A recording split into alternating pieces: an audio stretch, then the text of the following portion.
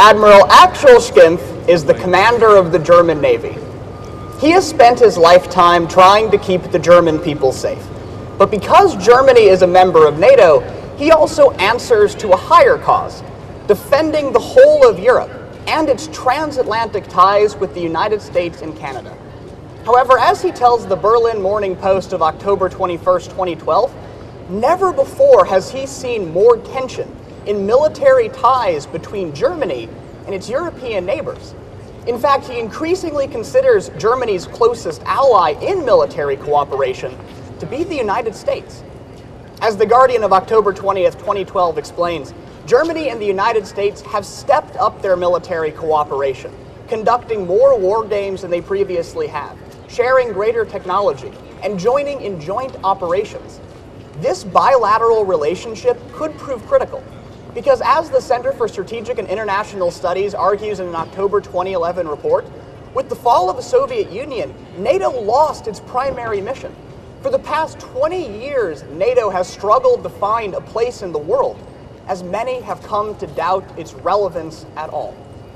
In light of this, we should pose the question, does German and American military cooperation serve as a model for NATO? And the answer is yes, because Germany and the United States are confronting problems that are plaguing NATO as a whole. And there's three reasons why. First, Germany and America are holding the line on Afghanistan. Second, the two nations are promoting civil-military dialogue. Finally, Germany and the United States are joining together to share intelligence and technology. John Allen, the commander of the International Security Assistance Force in Afghanistan, has long praised the sacrifices of German soldiers in the field. And the first reason why the German-American military cooperation relationship serves as a model for NATO is because the two nations are holding the line in Afghanistan. As the International Herald Tribune of October 21st, 2012 explains, by 2014, the International Security Assistance Force wants to withdraw all 125,000 combat troops from Afghanistan.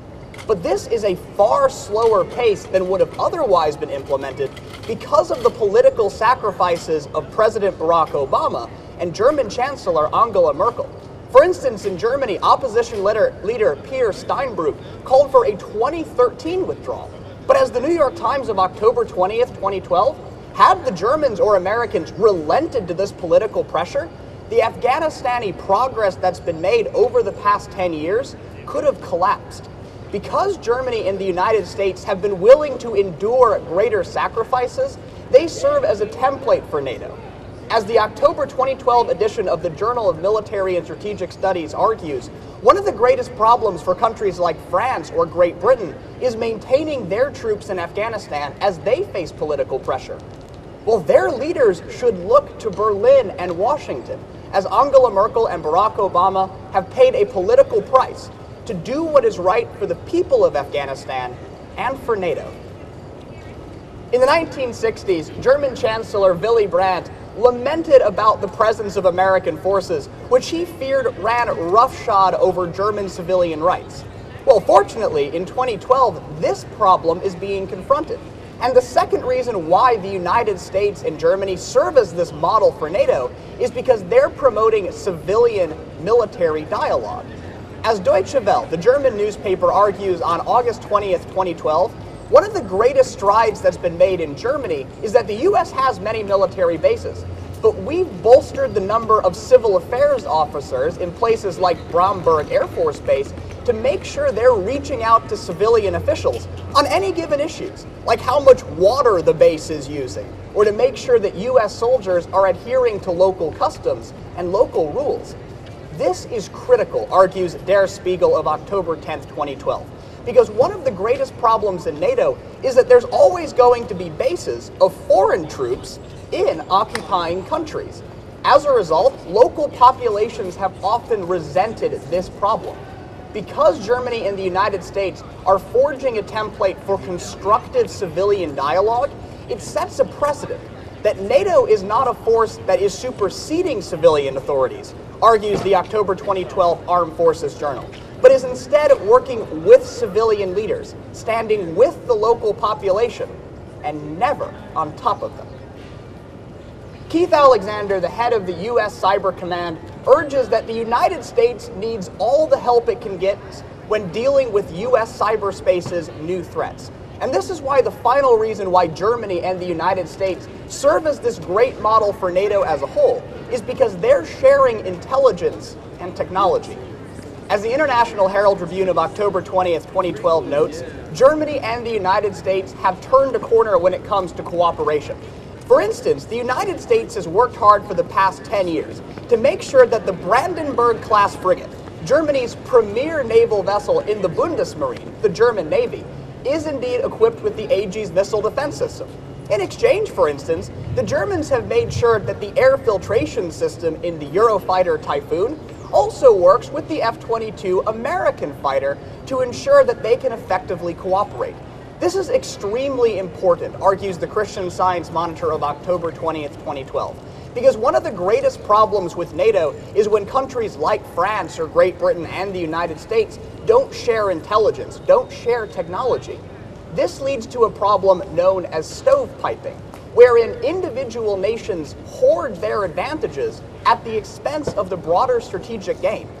The Washington Post of October 21st, 2012 argues, Germany and the United States, by fostering this exchange of technology and intelligence, are making sure that NATO nations stand together and not against each other. In a larger sense, Germany and the United States exemplify that two nations that were once emblematic of discord can turn a new page in their history and build a bridge to joint sacrifice and joint cooperation that serves as a model not just for NATO, for the international community as a whole. Wir leben in einer Welt des Aufbruchs. We live in a world of new beginnings. Because when looking back at the question, does German and American military cooperation serve as a model for NATO? We saw the answer was yes. Because they're dealing with problems that confront NATO in a larger sense. By holding the line on Afghanistan, by bolstering civil and military dialogue, and ensuring that technology and intelligence is shared jointly among NATO members. Axel Skimpf has been a proud German sailor.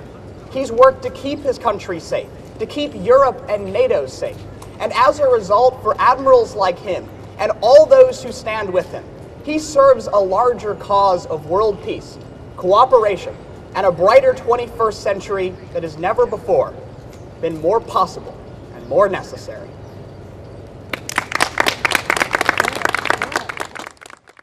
Crisis rocked economic institutions across Europe.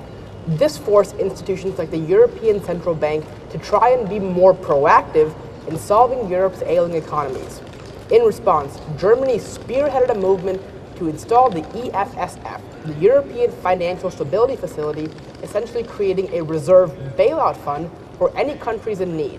However, because the EFSF was temporary, Germany is looking to find new ways to reserve that same principle. The Der Spiegel explains on October 2nd, 2012, that Germany has a new institution called the ESM, or the European Stability Mechanism, with the same economic problems as the EFSF. Unfortunately, the article explains that one of the biggest problems with the new ESM is the lack of lending restrictions that the institution has. If the European Stability Mechanism is to work and solve Europe's ailing economies, it needs to be more proactive in having lending restrictions and not just giving money to anyone who needs it. With this in mind, we have to ask today's question. Should the US push Germany to install tighter lending restrictions on the ESM? The answer is yes, for three reasons. First, because it'll help the value of the American dollar.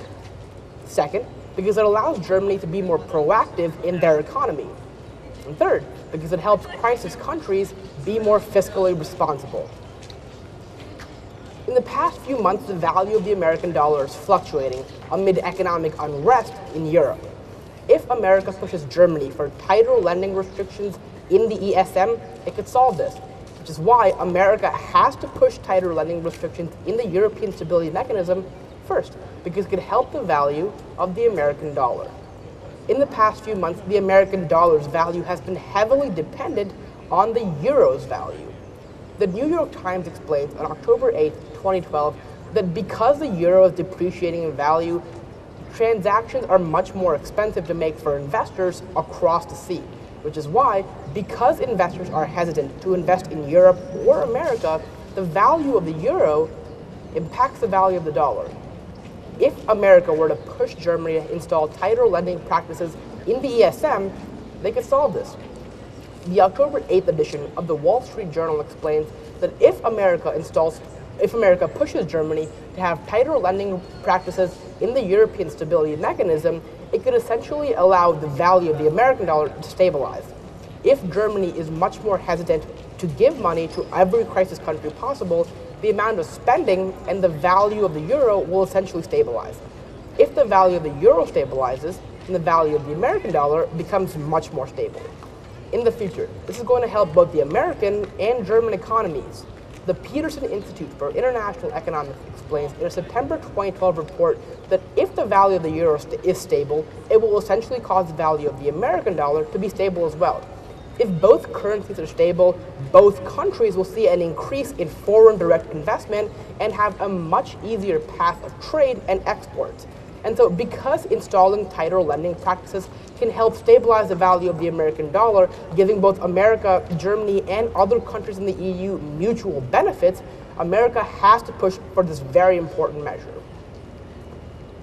Germany has inherently been seen as an invincible country, a country that hasn't been affected by a debt crisis that has plagued the rest of Europe. Unfortunately, that same debt crisis looks like it's catching up to Germany.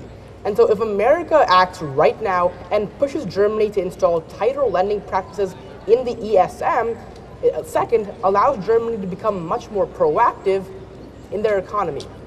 Germany's main bank, the Bundesbank, is predicting a significant slowdown for the German economy. Der Spiegel explains on October 2nd, 2012, that the loss of economic growth in Germany is primarily because other countries in Europe are facing a severe economic downturn. If America forces tighter lending restrictions on Germany, they could help the German economy because Germans would have more money for themselves. If America pushes tighter lending restrictions, Germany does not have to be as dedicated in terms of their financial restrictions on the ESM. The New York Times explains on October 8, 2012, that because a German lack of dedication for the ESM will essentially allow more German revenue to be spent on domestic affairs, Germany could have more revenue to spend on their own problems. This will allow Germany to stabilize consumer confidence and capital outflow to ensure that economic factors like bank stability and consumer confidence are stable in the long term.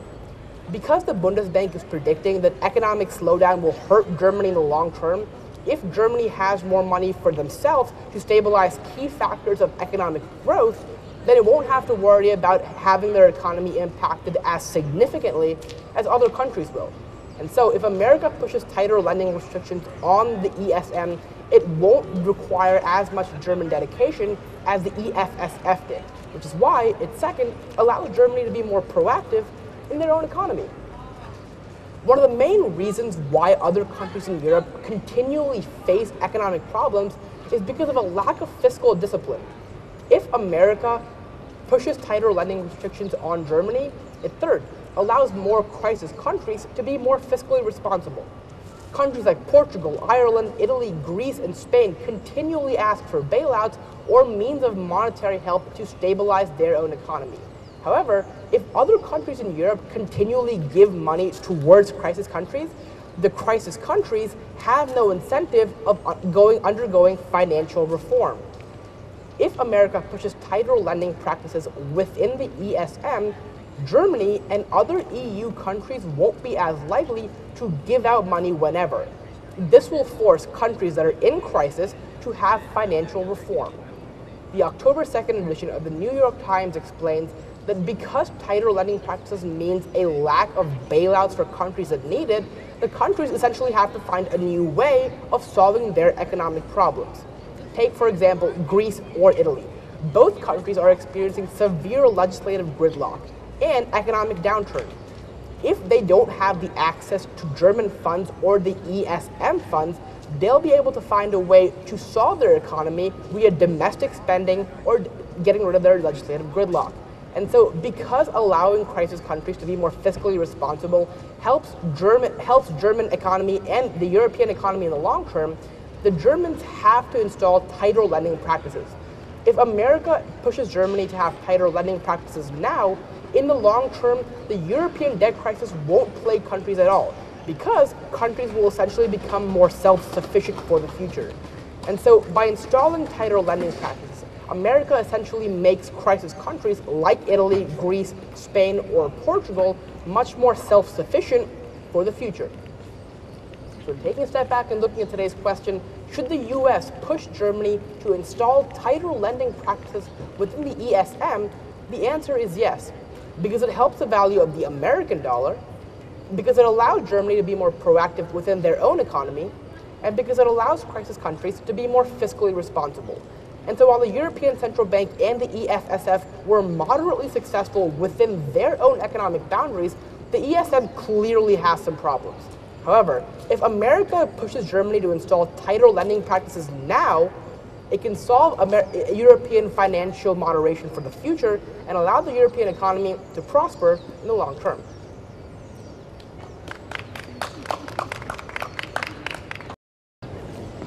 The United States and Germany have been reminded in recent years several times of just how much the global economy has become intertwined. When the housing market crash in 2008 affected the European economy greatly, and with the European sovereign debt crisis having a continuing effect on investor confidence in the United States, it is clear that the United States economy and the European Union economy can no longer afford to ignore each other. Of course, this greater intertwinedness is reflective of a world economy that relies more than ever before on trade. As the European Commission reports, the transatlantic economy now involves $3.8 trillion in commercial profits every year and employs 15 million people on both sides of the Atlantic. Thus, with the economy still fragile as a result of the two recent crises, the impetus for a transatlantic free trade deal has greatly grown, with businesses on both sides of the Atlantic pushing that the United States and Germany, being the two biggest economies and actors in this political environment, that they should push for this transatlantic deal to happen as swiftly as possible. However, critics of this notion invoke the Doha Development Round World Trade Organization attempts to establish such a free trade deal, citing how, because of substantial differences between the companies involved, the Doha attempt to establish a free trade deal began in 2001, but continued until 2012 without any agreement happening. Considering that the US and European economy combined is 50% of world GDP, and that the United States and Germany are perhaps the only actors with the credibility to push through this type of transatlantic deal, it is essential that we ask, can the United States and Germany deliver on a realistic transatlantic deal, transatlantic free trade deal? And the answer, fortunately for all parties involved, is yes, for three reasons. First, because there is a greater political mandate for a deal now than ever before. Second, because such a deal would involve fewer actors than the failed Doha talks. And finally, because the negotiators are using a much more nuanced approach. First, there is a greater political mandate for the deal than ever before. Trade deals are tricky because they involve a lot of different actors that have different vested economic interests. This means that a strong political will is necessary in order to push through a deal like a free trade deal. As the Guardian of September 25th, 2012 points out, the lack of political will in the Doha development talks resulted from the fact that the economy was doing relatively well during the years that this deal was being discussed. And domestic forces that would counteract the need for such a transatlantic deal, such as domestic protectionism, prevented the deal from being passed quickly. However, all of this has changed with the most recent economic crisis. As Euractiv.com reports in its most recent publication, the impetus for a transatlantic deal has greatly increased with the fragility of the global economy. Because a transatlantic deal would be known to increase, as the European Center for International Policy reports, a 1% minimum increase in GDP for both the United States and the European Union, resulting in a resulting in a GDP increase of $80 billion for just the United States alone. The report argues that now is a time for Angela Merkel and for the United States government to push politically for a transatlantic deal to happen now, because the political mandate for such a deal is much greater than it was before. Secondly, there are far less actors to please in a transatlantic trade deal negotiation. One of the biggest reasons why the Doha Development Round talks failed is because they were operating through the World Trade Organization, which involved many more actors than those affected by the proposed transatlantic deal. As The Guardian of September 25th, 2012 points out, many viable proposals were derailed by disagreements primarily between the United States and Eastern countries, such as India and China. Now, however, the proponents of this deal are arguing that the United States should orchestrate talks with the European Union directly, which results in far more focused discussion. The Washington Post of October 17th, 2012 points out that the ability of United States sovereign, of the United States government and U.S. companies and the European Union and European companies is far more likely to reach an agreement now, because they have a far more established economic relationship than that between the United States and many of the same entities in the Middle East and in the Far East. Thus, the likelihood of a realistic transatlantic deal occurring is much greater, implying that the United States and Germany can work together to deliver on this important piece of international legislation. Finally, the negotiators are using a far more nuanced approach. Another serious problem plaguing the Doha talks was the fact that they were trying to use a one-size-fits-all approach for the entire economy.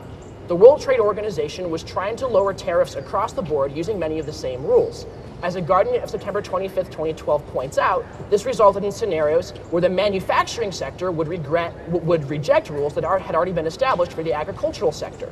However, as Christoph Loic, CEO of Intel, who is one of the primary proponents of a transatlantic deal, argues, this time the negotiators have learned these lessons and are instead willing to take a sector-by-sector approach to negotiation, which will make agreement far more likely, given the fact that individual groups have to agree on less that doesn't directly affect them. Therefore, in returning to today's question, can the United States and Germany deliver on a transatlantic free trade deal? The answer is clearly yes, because the obstacles that would stand in the way of such a deal are greatly diminished. And we've seen three reasons why this is true. First, there's a greater political mandate for such a deal across the board. Secondly, there are far more actors that have to be pleased. And finally, the negotiators are using a far more nuanced, sophisticated approach to trying to reach this agreement. Therefore, if the United States government and Germany's Angela Merkel come together to add their political voices to a transatlantic deal now and explain how the free trade benefits of such a deal could boost the GDP of both economies in a time when we are still experiencing a fragile recovery, I have no doubt that this deal will pass successfully.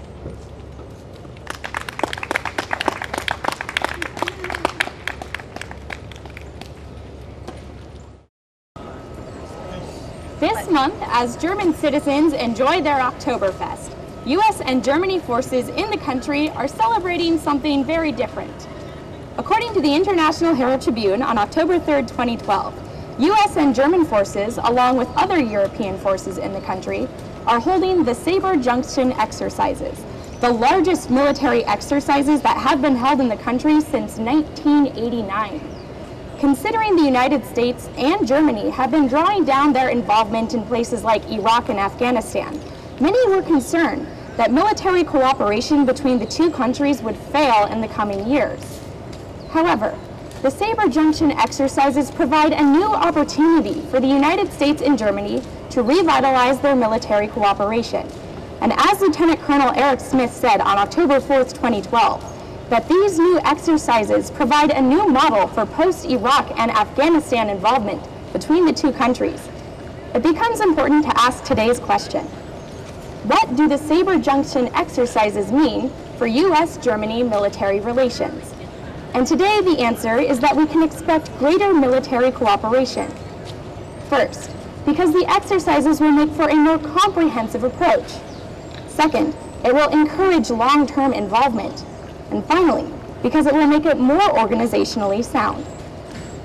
One of the first concerns when dealing with these saber junction exercises is simply that they won't be effective in their long-term approach.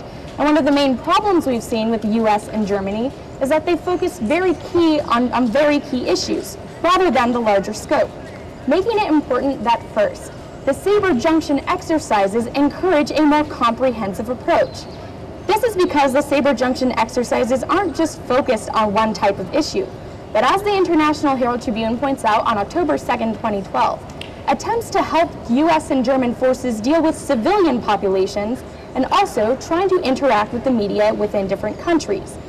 As a result, this allows US and German forces to do a much better job at dealing with peacekeeping operations, rather than counterinsurgency issues that they had gained a lot of experience in Iraq and Afghanistan. And as the Wall Street Journal points out on October 2nd, 2012, with the United States and German forces now expanding their capabilities to deal with peacekeeping operations, this allows for more involvement in other countries in the future, rather than simply stepping into a war zone when things get too bad too fast. Now that the United States and Germany have greater cooperation when it comes to peacekeeping issues, they can now take a greater role and responsibility in African nations like Somalia, which require peacekeeping forces instead of simply combat missions. Long-term involvement between the United States and Germany is extremely important, especially considering that in the next few years, we're seeing a lot of possibilities for conflict coming up, making it important that second, the saber junction exercises allow for long-term involvement between US and German forces. According to the Wall Street Journal on October 2nd, 2012, with people drawing down involvement in Iraq and Afghanistan, the United States and Germany started to see a lapse in their military relations, as they no longer had to hold out exercises within these countries. But now the saber junction exercises have provided an opportunity to revitalize that relationship. And as Colonel Eric Smith pointed out on October 14th, 2012, the saber junction exercises are hoping to have greater cooperation between the United States and Germany in the next 10 to 15 years. With this sort of encouragement gained by both German and US forces, it can clearly be seen that long-term involvement between the two countries is definitely going to help out, rather than just relying on short-term relations that occur as a result of wartime.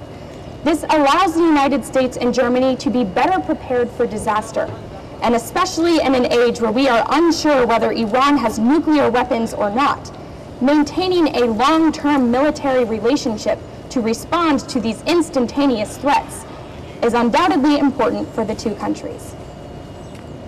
The United States and Germany have many organizational issues within their own militaries, as there are several different organizations that require people work between them, and that they have some sort of mediation, making it important that third and finally, the saber junction exercises will make it much easier to deal with these interagency issues.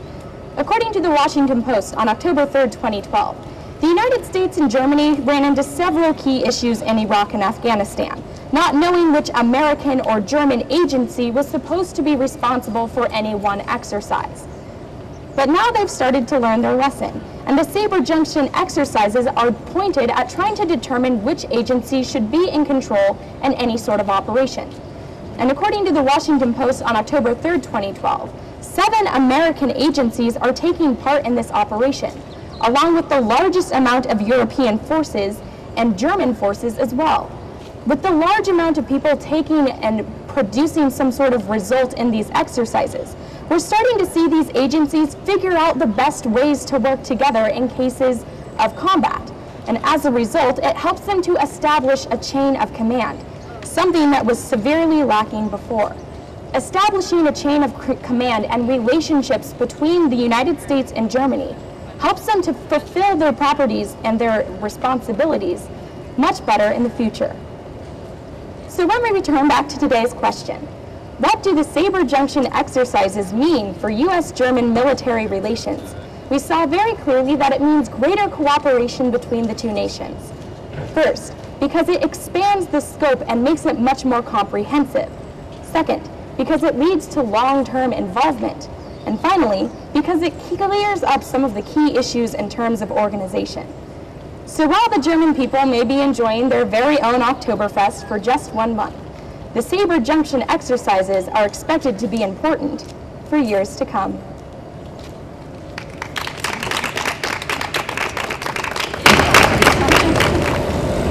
The 1920s Mercedes-Benz Silver Arrow racing team embodied the idea of technological innovation when it came to the highest level of motor racing.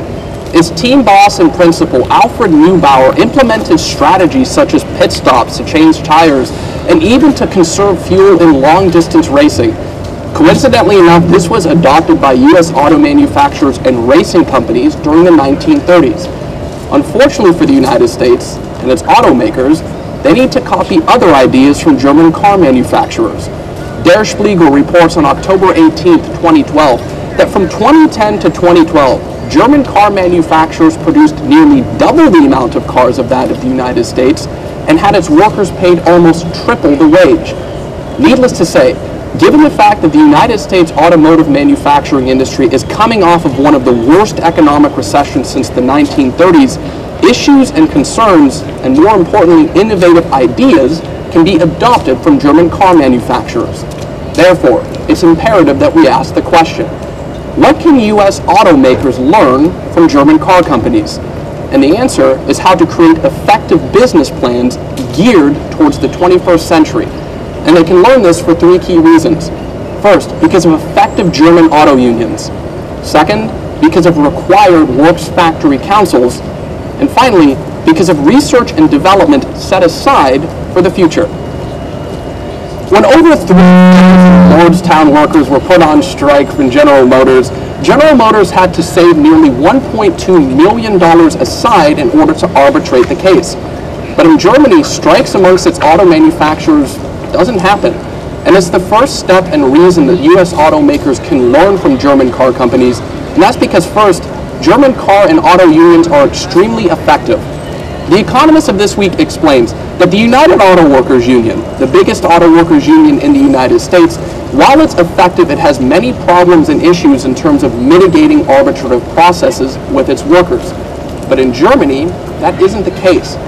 Road and Track magazine in its August 2012 edition elaborates that Il Stiegel, the lead German auto union inside the country, operates much like the United Auto Workers in the United States, but with a more efficient process in dealing with its workers. This is elaborated in a New York Times article taken from yesterday, in which it explains, because a majority of German auto unions focus on mitigating and arbitrative processes with its employees that are put on a fair and even playing field, the employees almost get everything they want when they want it, and more importantly, the companies can stay open to remain productive in a 21st century economy. The New York Times of yesterday explains, if the UAW and car companies like Ford, GM, and Chrysler adopted styles of auto unions much like that of Germany's, the productivity in a 21st century economy from the United States standpoint could almost double. One of the largest issues facing United States auto workers is having a fair and even playing field when it comes to working inside of the factory. And just like that in Germany, factory conditions in terms of upper management dealing with its lower class employees is almost not there anymore. And it's the second reason why U.S. auto companies can learn from German car manufacturers, and that's because German car manufacturers require workers' councils inside their own factories. The New York Times reports on September 21st, 2012, that United States auto companies like Ford and GM experience a lot of lag time in terms of dealing with their workers and the requests that they have. The article points to the example of a local factory in Toledo, Ohio, that saw a worker request a mere safety helmet while working on the assembly line and didn't receive it until 2 months later. In Germany, that is unacceptable when it comes to workers' conditions inside these factories, and the German government has taken it upon itself to make a constitutional amendment of it. Der Spiegel of October 1st, 2012 explains that in the German constitution, it is mandated that workers' factories councils are implemented to create a fair and even playing field between upper management and the employees that work on the factory floor, allowing efficiency and, more importantly, safety to happen inside the company. The Economist of this week paints the picture that if Ford, for instance, adopted a workers' rights council inside its Dearborn factory in Michigan, the amount of money they could save could be in the millions, and more importantly, the safety ratings they could get towards their workers could almost be 0%. At the 24 Hours of Le Mans, the Audi racing team implemented an e-tron technology that mixed electricity with a diesel engine. Now, the car itself decimated the rest of the field and in turn put United States racing companies to shame who are still running on petrol. Needless to say, research and development inside German car manufacturers is the final step that U.S. automakers can learn from these German car manufacturers, and that's because they set aside research and development geared towards the future. The Center for American Progress in an August 2012 edition explains that German car companies like Audi and Mercedes-Benz specifically set aside millions of dollars of research and development geared towards green technology and alternative fuels to be put inside their cars. Now, this is in comparison to companies like Ford and General Motors that allow its purchasers to spend almost $10,000 on upgrading options for a Ford Focus, clearly not making it as effective as a business model as they had hoped for, and in turn putting them one step behind when it comes to the alternative fuels race. The Economist of October 22nd, 2012 explains that auto companies inside Germany are already developing hydrogen fuel cells as well as other forms of alternative fuel geared towards expensive cars like Audis and Mercedes-Benz. And there's a large market for that in the future. If U.S. auto companies want to adopt an effective business plan geared towards the future and geared towards sustainable development, research and development can't be focused on the now moment, but rather set aside towards the future. Clearly, the United States manufacturing auto companies have a lot to learn from German car manufacturers. And returning back to the question, what can U.S. auto companies learn from German car manufacturers? We saw that they learned how to develop an effective business plan geared towards the future. And this is true for three reasons. First, because of effective German auto unions. Second, because of mandated factory works councils. And finally, because of research and development geared towards the future. Alfred Neubauer innovated the idea of Formula One racing during the 1920s. If U.S. racing companies and more importantly major manufacturers adopt many of the steps that German car companies are implementing today, the future for the United States automotive manufacturing market could be endless.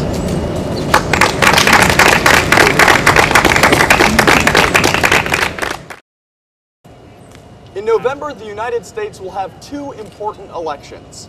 First, we'll decide the occupant of the Oval Office, who America collectively believes should lead the United States. The other happens 2 weeks later, when the United Nations Security Council has a vote to decide if they wish to add a permanent member. The Wall Street Journal of October 4th, 2012, claims Germany is currently the front-runner for this election. It's had over 10 stints as a temporary member within the Security Council, and amongst all potential competitors is by far the most stable and internationally respected. However, the International Herald Tribune of October 8th, 2012 argues the United States to some extent has a vested interest in ensuring the United Nations Security Council stays comparatively small and lean, giving the United States increased influence internationally.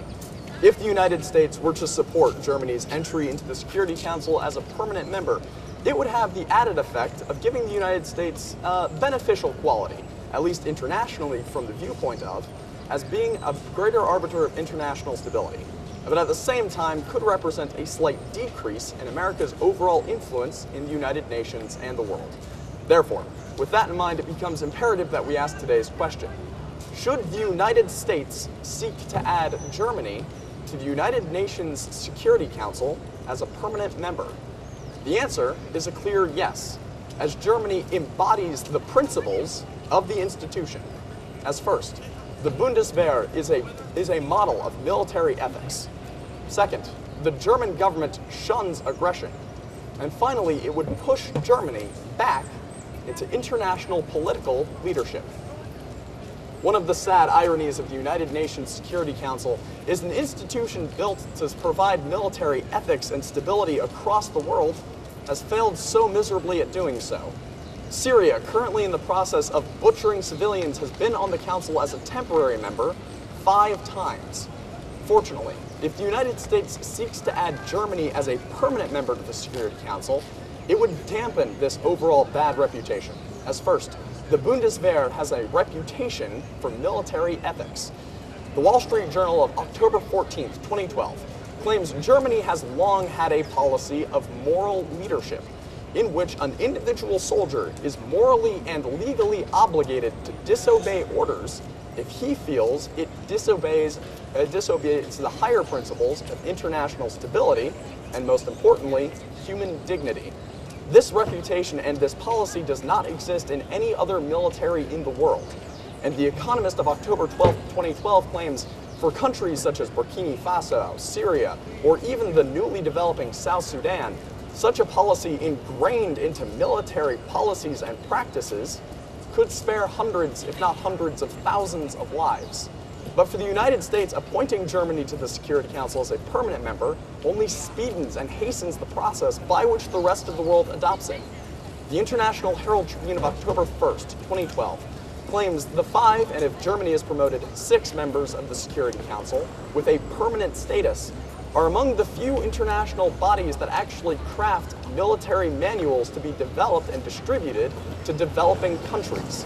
If Germany is promoted to the Security Council as a permanent member, it not only has the capacity to edit these manuals, but in the process ensure moral leadership is instilled not only in its own military, but those of the rest of the world. The Security Council has many members. 5 permanent ones stand out, however. The United States, Russia, Great Britain, France, and the United Kingdom have a long history of military prowess and strength, but not necessarily military restraint. Germany, therefore, should be promoted as a permanent member of the Security Council as second. The German government shuns aggression. Der Spiegel of September 9th, 2012, argues Germany has had a long history of adopting a policy of dissidence when it comes to military activity. Having tried to recover its reputation lost in World War II, the German government, and most importantly its foreign policy, is dedicated not to military expansion or even aggression, but instead economic growth and human rights. Compared to all other permanent members of the Security Council, this is a drastic departure from the norm. Whereas most permanent members seek to only increase influence and secure national objectives, Germany has on more than one occasion sacrificed its own national good for the sake of human rights internationally. The Boston Globe of October 8, 2012 theorizes if the United States were to attempt to promote Germany as a permanent member of the Security Council, overnight this would increase the institution's overall respect internationally, reminding the world that the organization is not necessarily filled with international aggressors, but an institution from which the rest of the world can draw peace, stability, and strength. But most specifically for Germany, the Financial Times of October 8, 2012 asserts, it represents the culmination of a dream, that international restraint, respect for international laws and human rights is something that is not only respected by the international community, but on more than one occasion rewarded. Germany has the 4th largest economy in the world. In terms of military budget, the 3rd most substantial. And yet with all these strengths, politically speaking, it often punches far below its weight. However, the United States must seek to promote Germany as a permanent member of the Security Council, as finally it would push Germany back into international political leadership. Der Spiegel of October 18, 2012 laments, despite their country's numerous advantages and strengths, it's been almost hesitant to assert itself in any field of international politics, seeking instead to rely on economics and cultural ties. This, unfortunately, has been detrimental not just for Europe, but the larger world. The Center for Strategic Studies argues in a fall 2012 report Germany's lack of willingness to engage with the rest of the world, and instead their stance on the respect of human rights, but not necessarily its enforcement, has prevented them from becoming a true international leader, garnering both political support in Europe as well as the rest of the world. But the fall 2012 Journal of European Politics asserts if Germany were to be put on the United Nations Security Council as a permanent member, specifically with America's support and approval, it would not only force Germany to recognize its importance, something it's shunned for many years, but at the same time force one of the most respected and established institutions of political hierarchy and respect for human rights to be once again forced into the forefront of international politics and unquestionably regain its title as an important country, not only in Europe, but recognized as an important entity throughout the world. Germany's promotion to the Security Council as a permanent member has been debated and voted on 3 times. Every single time it's been defeated by at least 1 vote. In one case, it was a tie for over a month before America voted against it. This mistake should not be repeated. Therefore, when posed again with today's question, should the United States seek to promote Germany to a permanent member of the Security Council? The answer is an unquestionable yes, as Germany embodies the principles of the institution. As first, the Bundeswehr is a model of military ethics. Second, the German government has shunned aggression. And finally, it would once again force Germany into international political leadership. The United States presidential election is certainly the most well-known election coming up in November. But for the European Union and the world, it might not necessarily be the most important. Germany's approval to the United Nations Security Council as a permanent member shall be voted on again soon. And if the United States makes the right vote this time, it will be approved. Summit, Edna Kenny was an outspoken opponent of Angela Merkel and Germany's idea of establishing a financial mechanism as a safety net for all other European nations. Known as the European Stability Mechanism, this would contribute over 5 billion euros to a safety net that would support nations such as Greece or Spain that are struggling with debt and a collapsing banking system. Moreover, as the Times of London explains on October 24, 2012, the director of the program, Klaus Reging, has appealed to the United States to contribute to the system in any way, shape, or form that they can. But given that the United States since 2008 has not contributed in any form to the European stability mechanisms established by Germany, there doesn't seem to be a precedent for US involvement. However, the United States could appeal to its allies to help establish this financial mechanism. If this mechanism is established, the possibility of European safety nets being established to prevent financial collapses on par with Greece could occur, leading to an overall increase of confidence within the European system, contributing to a recovery on a global scale. And because of that, we should ask today's question: what can the United States do to assist Germany in establishing the European Stability Mechanism? And the answer is appealing to its allies within the European Union to assist Germany in establishing it. This will work for 3 reasons. First, because it increases EU cooperation. Next, because it popularizes the ideas that the EU is setting forth. And finally, because it allows US banks to contribute to the process. The European Union is being more cooperative than they have in the past. With the establishment of with this recent EU summit to establish the European Stability Mechanism, the possibility of EU cooperation becoming a factor in all future EU policies becomes incredibly likely. This marks the first reason as to how the US can contribute to the European financial mechanism by appealing to its allies and helping Germany establish it. Because it increases EU cooperation. Many EU nations are hesitant to contribute to the system. As the Daily Telegraph explains on October 14, 2012, the Italian government is extremely hesitant to contribute to the system. And given that it's the EU's and the Eurozone's 3rd largest economy, this proves problematic for the European stability mechanisms and Germany's efforts to establish it.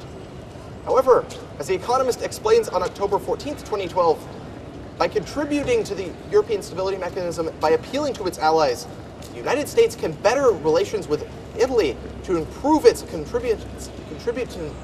contributions to the European Stability Mechanism by appealing to its economic needs and woes. In the process, the United States can become involved within the European politics and prompt other nations such as France, which is already looking favorably on the European Stability Mechanism, to contribute more to the program. In the process, contributing to EU cooperation as a whole and contributing to the process of EU integration, making it possible for European fiscal integration to not only become a dream of Angela Merkel and Germany as a whole, but a possibility into the far future, and the near future as well. Austerity isn't popular in Europe. It's something that Angela Merkel discovered in a recent trip to Greece. Well, the second reason as to why the United States can help establish the European Stability Mechanism and help Germany establish it as a whole is because it could popularize the subject. France has already contributed a great deal to the European Stability Mechanism, but not as much as Germany. As El País explains on October 17, 2012, Francois Hollande is an outspoken contributor to the system. Because of that, the idea is gaining popularity. However, as the Deutsche Welle explains on October 13, 2012, it's still being viewed hesitantly amongst many European nations and their people. By appealing to their allies such as Britain, France, Italy, or even Spain, the United States can contribute to the popularity of this idea as it gets national governments that in many cases have been recently elected on board, contributing to the idea of a popular European system that is contributing to the overall fiscal health of not only lone European nations, but to the possibility of the entire EU as a whole. Moreover, in the process of doing so, the European Union can see a financial integration on par that will allow fiscal opportunities and cooperation between all European nations to become a distinct possibility, mitigating the chances of financial meltdowns such as Greece in 2008 occurring into the future, making it a possibility of global recovery to be not only a possibility, but something that's sure to happen as safety nets are established and investor confidence increases with the establishment of the European Stability Mechanism. The US hasn't been involved as it could have been in European politics since 2008. In particular, a hands-off approach to the European financial collapse of 2008 has led to the popularized perception that the US doesn't want to deal with the Europeans' fiscal woes. However, the final reason as to why the United States is contributing to the European Union's efforts to establish the European Stability Mechanism can lead it to becoming a possibility is because it allows US banks to inadvertently contribute into the process. Germany and the United States have a sound fiscal interaction. As the Deutsche Welle explains on October 17, 2012, despite the current economic woes betriding both nations, export ratios and cooperation between the two nations economically has increased 17% over the past year. Moreover, this is nothing new regarding the European Union.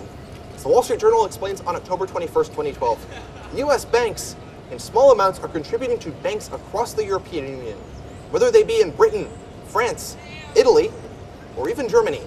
Moreover, by appealing to these allies to contribute to the European Stability Mechanism, the possibility of these banks, which are taxed to contribute to the Stability Mechanism, having funds withdrawn from them to contribute to the 5 billion euros, as the Deutsche Welle explains on October 21, 2012, becomes a distinct possibility, allowing US banks and investors to contribute to a European process that can affect US investors and the US economy as a whole, proving not only that the US becoming involved in Germany's efforts to establish a stability mechanism within Europe can contribute not only to the stability and fiscal health of European nations, but also to the US economy as well, increasing US recovery rates as European nations see investor confidence go up as a stability mechanism is established. Edna Kenny doesn't like Angela Merkel, but the United States may have a chance to change that perception. Therefore, in returning to today's question, what can the US do to increase the chances and help Germany establish the European Stability Mechanism? The answer is clear. Appeal to its allies within the European Union, such as France, England, Spain, and Italy, in order to get it established. And this will work for three reasons. First, because it encourages EU cooperation. Next, because it can popularize the idea of a stability mechanism. And finally, because it allows US banks to participate in the possibility of the mechanism. Edna Kenny doesn't like the possibility of a European Stability Mechanism because he views it as an overstep of EU authority. However, the integration of the European Union, in particular regards to fiscal union, can make the possibility of financial meltdowns such as 2008 that put Kenny's country into such a financial turmoil can become extremely mitigated, making Kenny's objections to the idea of a European Stability Mechanism simply just politics and not sound economic philosophy.